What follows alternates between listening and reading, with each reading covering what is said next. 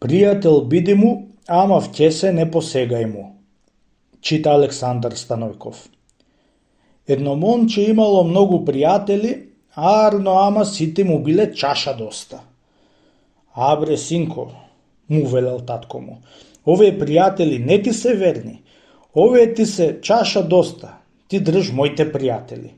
За да поверуваш оти моите пријатели се поврни од твоите, земи едно јагне печено и клај го во една вреќа, да крени го вечер на рамо и појди кај првиот твој пријател и викни го напорта. Та речи му, ѓоа човек си отепал, помоли го да го скрие ту него. Ако го стори кабул, верен ти е, а ако не, не ти е верен. Откоја ќе ја обидиш сите пријатели, после појди кај моите пријатели и нив обиди. На тој насиет момчето кандиса и крена едно печено јагне во вреќи, та му појде кај најверниот пријател и му клукна напорта. Излегол пријателот да види кој е и која разбра за човек отепан, даде вик по верниот пријател да бега.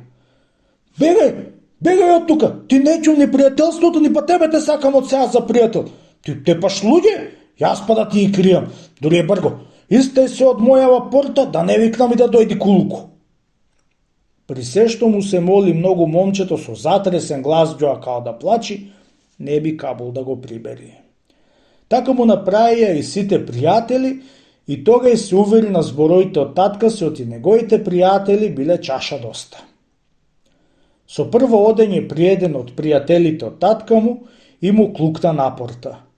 Едно се отвори разборот и човек отепан носел во вреќата, веднаш го прибрал и зел, те ископал калдрмата во дворот, та го закопал човеко со се вреќа, тоест јагнето, и голем кураж му давал ич да не се бои. Дури ако се разбери, тој колку пари ќе треба, тој рушвет ќе дај и нема да ја остаи да тргаат мака во судот.